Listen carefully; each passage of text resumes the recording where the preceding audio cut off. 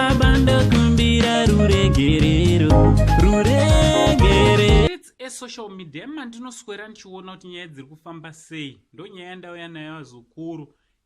Tongoita vekungouya tichingochema mazuva achona ekuchema ndo atiwandira handiti zvinorwadza Vazukuru. Gore ra2020 ratibira zvakawanda. Gore ra2020 tarasikirwa nehama dzedu dzakawanda handiti so chiteerera kana ungasati wasubscribe this channel, I kindly ask you to subscribe, turn on your notification bell so that whenever we upload a video you'll be notified handiti also handiti tinosubscribe kuchannel yakanzi Trending TV, ichannel yedu zvakare Vazukuru handiti kwatinokupakurirai mavideos nenyaya dzakangosiyana siyana zvakare Vazukuru, tichitoti maswera sei kwamuri, tichivimba kuti Jehovha Mwari ari kukuchengetai kwese kwamuri handiti pasi rese kwamuri kwese so Vazukuru, tabva tasangana nenyaya yenjodzi iri panapa pa 15 km pegi from Mutoko towards Harare.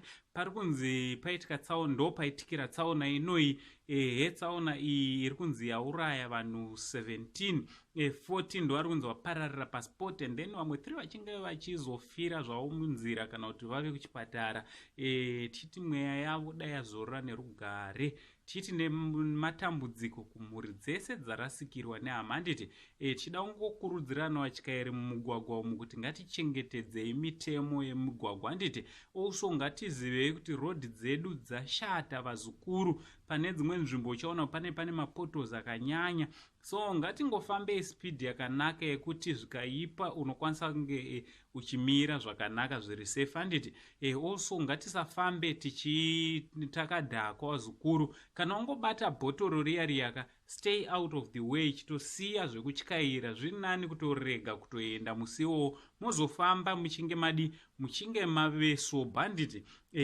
nokuti Vazukuru zvakakosha kuti tinge tiri tinochengetedza upenyu hwedu neupenyu hwevamwe handiti nokuti vamwe vanozoparira pamaaccidents. Uchaona kuti mutyairi anga achitodhiraivha zvakanaka mufunge zvinhu zvichitoendeka zvakanaka, kungobvawo umwe anobvawo uko otouya otomurovera kana kuti potokanganisika handiti so Vazukuru, ndo nyaya ndangoya nayo iyi mugwagwa zvakare ngatitsurei vatyairi. Ukaona mutyairi akufamba zvisizvo ngatimutsure Vazukuru, tisamusiya achitamba neupenyu hwedu handiti nokuti upenyu hunoraramwa kamwe chete, hakuna kechipiri Vazukuru, ndo panorwadza upenyu. Chiti dai Mwari azorodza vaparara nekuda kwetsaona iyi handiti naUncle Saint the only Zimbabwean uncle, ngataurira nekuma comments. Don't forget to like and share. Chibva tatichi much love.